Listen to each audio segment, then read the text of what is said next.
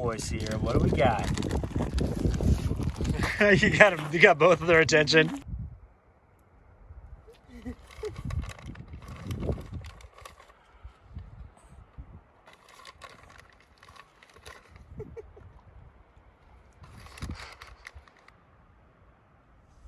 I didn't realize your rear bumper is a piece of wood. Yeah. That's awesome. Frank, are you the guard dog? Are you the vicious guard dog, buddy? What do you think, pal? Is that your toy right there? Is that your toy? What is it? So you get you a stick?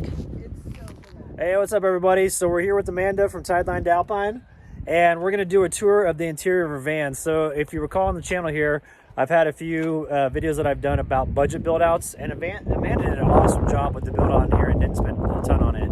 It wasn't one of those builds that breaks the bank, but it's really functional and really awesome, and I love the setup in here. So we're going to go through it real quick and hop in here with Amanda and check out our build. What's up, Amanda? Hey, welcome to my ready to get on the road tomorrow van tour. Nothing is hidden, everything is in here. Cool. Wow, you got a lot of room. Oh man, I didn't see out the back windows earlier. Yeah, I opened the curtains for you. Very nice. Oh, okay, that's what it was, because it was so dark back there earlier. Mm-hmm. Okay, yeah. Cool. Okay, so tell us a little bit about yourself real quick, and then we'll dive into your van tour. So, like, how long you been on the road? Okay. How long have you had this van, all that stuff? So I'm Amanda. I've been nomadic for more than 9 years now, but I've been in this van for about 6.5. Okay. So I first bought this van for 2,600 Canadian, and it needed about $1,000 out of the gate with tires, tune-up, and fluid flushes, and that got me going for the first couple years. And then I did a simple build for 1,500 Canadian, which was the walls, ceiling, floor, and this cabinet, okay, as well as the back lower structure, which was my bed. I see. So that's actually storage, and I didn't see that actually had depth to it. I thought it was this was just kind of the wall. So yeah, this has tons of storage, and then I slept across the back, and I had another desk here, and so I managed to insulate and build all that for 1,500. Mm-hmm. And then this past summer, I did a renovation for another 1,500, where I built the bed here and built the new desk for working. And I'm gonna put some links in the video description below about that, because you did a couple of different videos. Yeah, so the original build isn't in videos, but the renovation is all in videos. Cool. So I'll link those up below. So yeah, it's about 3,000 for the whole build, minus the electrical system. That is an optional feature. You do not need that.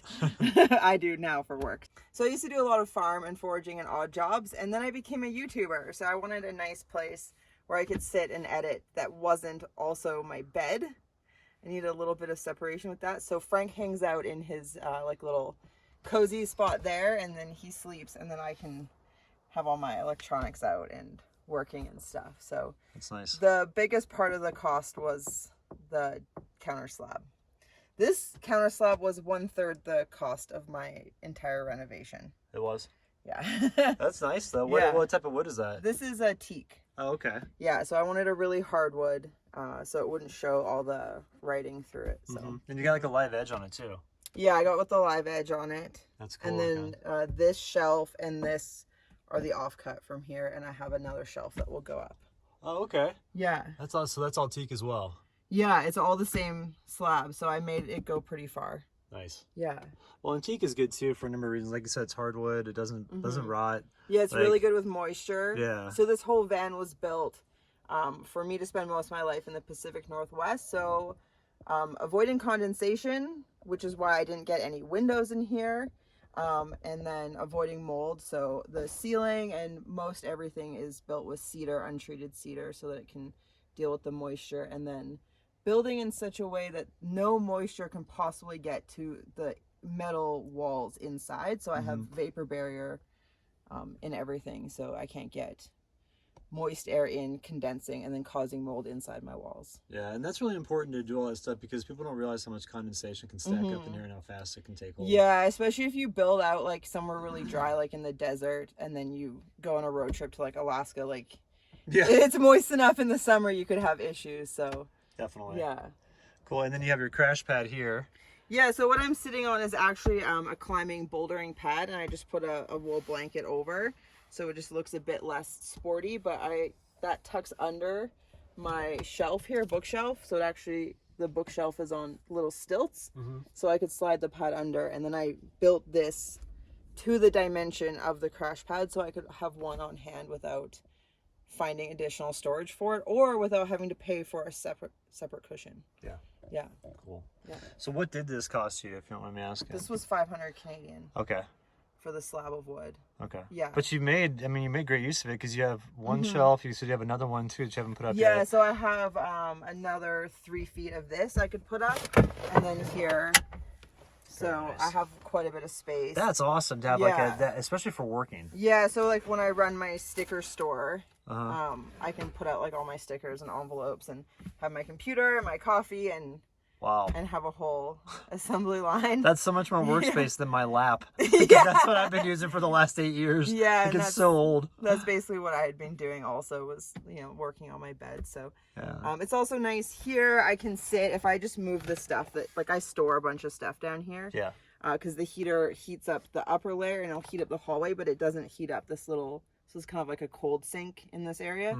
But I can just move that stuff, and then I can sit across from a friend to like eat or play games, card games, or backgammon. So it actually does make like a functional seating space. Well, it's nice too. You have like crystals up here. Are those held down, or do you put those in place after you your park? So all of these, they're held down with.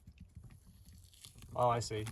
Sticky tack putty. I don't know if you can see there. Yeah. Yep. So it comes in white or blue, and then I just just hold the shelf and press really firm. And so that's how all my crystals are stuck in place, and I can go off-roading like really bumpy roads, like as much as you're gonna two-wheel drive anything, and it holds. And same as all the stuff on the wall is stuck up with sticky tack putty. And this is all your artwork, right? These ones are my artwork. And then this was a lady Darcy who did my Frank picture. And then just like magazine cover calendar is by the same woman who did the Frank art. And then photos my friend took. The sticker you gave me. Oh, cool. Is there. Nice. Yeah. That's a cozy area. It's very functional, and it does have the desk like feeling, to where if I was sitting there, I'd want to get work done. Like, it makes it to where you feel productive. Yeah, and it's like I can like lay back a bit to like think about things, or if like stuff's going wrong. But I'm not gonna fall asleep for the night there, so yeah, it's pretty good. And then too, like if it's a nice day but I have to get stuff done, I just open the doors, and then it's a little bit more outside. Yeah, definitely. So there's where Frank sits. Yep, the co-pilot's chair. It's nice to have that front pad too, just in case you have to stop real fast. Yeah. So and then his really important. It's down there. That's nice. It's like all of his stuff is right there. It's like his little station. All right, so I'm in the front seat now, so we can see the full scope of your bed. Your bed is good sized. Yeah. And explain to me the reasoning for putting it here, and also the size and all that stuff. And do you have storage underneath and all those things? Yeah, so underneath the bed is all storage. This is about halfway, so that's all food. And then this is gear and things I might use outside the van and camp, like chairs, awnings, hammocks, and then power and heater system. So because the box was there, and then I wanted the bed, I just kept the mattress long. So I ended up with a 7-foot long bed. Nice. So Frank can have a lot of space, and then I still have room to curl up. Yeah, no, that's great though. Yeah, because I slept in my bed, my 5-foot bed on my truck. I slept in it diagonally for 2 years, and I could barely fit, like sitting there like coffin style. It was horrible. So having a nice long bed is key. Yeah, and after years of sleeping across the back, like my head and toes were always touching the walls. It started to feel kind of constrictive, especially as it gets hotter in the summers. So it's nice to have room to starfish. But with Frank getting quite a bit older, he really loves to lay in the morning sun or to lay in bed and look out at the world. So that's why I wanted to move the bed up here, is so that he can like sit here in the morning and enjoy looking outside, and then I sit here and I make coffee on my kitchen door. So then I can be close to him while I'm making coffee, because before he would be all the way back there and I would be here, and that's just not as good of a morning as if Frank's right here. Right. Yeah. Well, and then easier access now, especially with all the stuff that he's been facing lately. So it's easier for him to get outside and stuff like that. Yeah. And heck, you could pull up somewhere and just like open the doors and still be laying in bed and have like a killer view. Yeah, it's really nice. Nice way to wake up, or at nighttime. It's just easier to pull up alongside a view than to back up to it. Yeah. I've found in my experience on the road. So you said you use cedar and everything for your walls, but you got lights in the ceiling here. So what sort of track lighting is that? Is that just Christmas lights or? Yeah, that's just LED, copper wire LED string lights, also known as fairy lights. Okay. And it was a 200-foot roll, maybe 166-foot roll.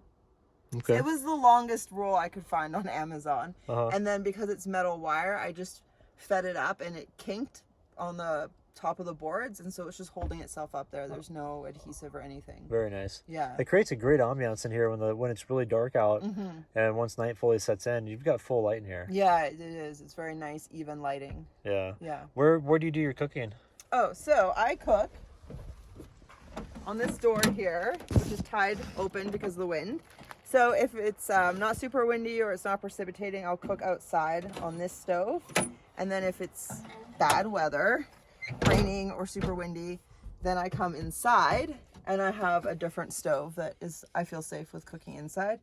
So like last night, I just made ramen. Yeah. Cool. Have you found it to be easy to cook inside here with that? And is that a good setup, or do you sometimes cook back on the desk? So if I'm making like sandwiches or wraps or salad, things that don't require any cooking, then I'll cook at the fold-up table. Yeah. Because most of my produce also lives on the ground there, like between the sitting areas. Oh, in that cool area? In the cool spot, yeah. Okay. Then my produce is down there, so. Okay. Yeah.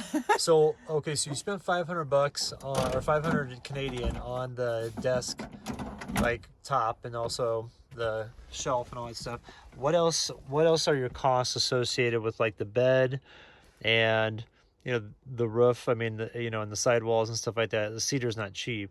No, so the initial build was the ceiling, walls, floor, and this in the back bed and the old desk. And so that was close to 7 years ago, so lumber was quite a bit cheaper then. Yeah. It definitely wouldn't be $1,500 now. And then with the renovation, the bed is framed with cedar and the 2x4s are stacked on top of each other and then screwed through in like a staggered pattern so that it creates dividing walls. So that it's full cedar instead of framing with cedar and then using plywood or something that gets mold easier. I just built the walls as the framing. If that makes sense. No, it totally does. Yeah, so it's solid. So the cedar for the framing of the bed and the framing of the desk. With the cost of lumber that's gone up, that was another $500. Yeah. Yeah. And then plywood, paint, sanding materials. How long did it take you to build everything when you did your remodel?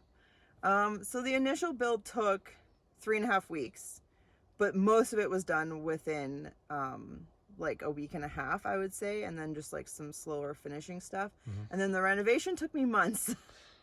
Yeah, because I built a bit more like joinery style, a bit more complicated assembly. Like that took quite a bit, and my drawers are a little jaunty, but they worked the first time, so it was good.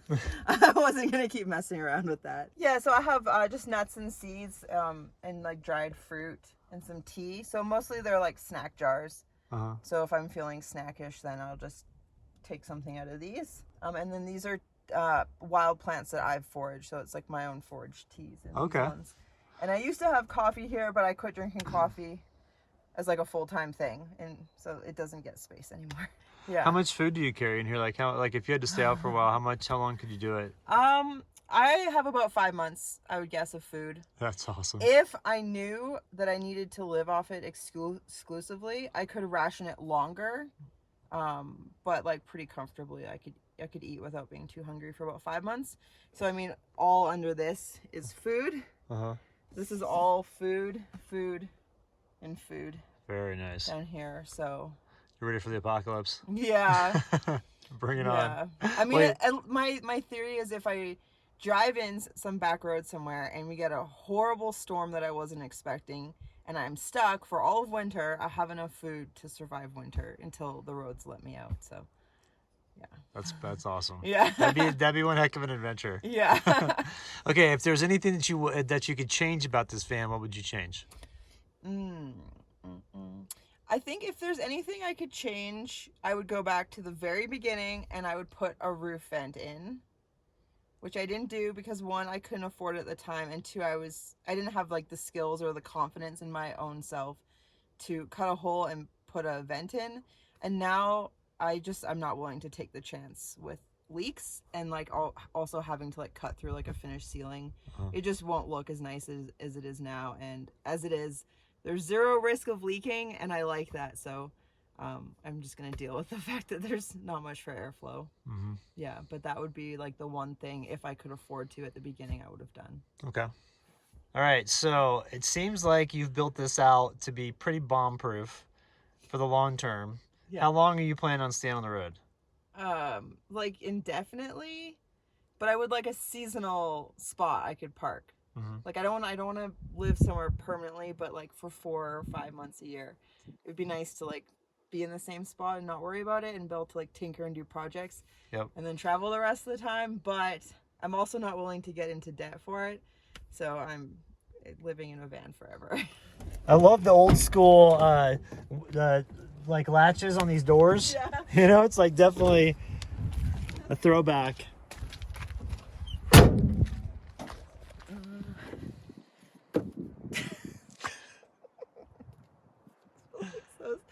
So as I'm so used to this, you know, Yeah. like with the cameras, and then it's still so weird sometimes. Yeah, no, I'm with you. Yeah, so as you might have noticed, my van is a pretty basic build, and that's because I really wasn't in it for the living in a van lifestyle, and more that I was living in a van to spend my time outdoors.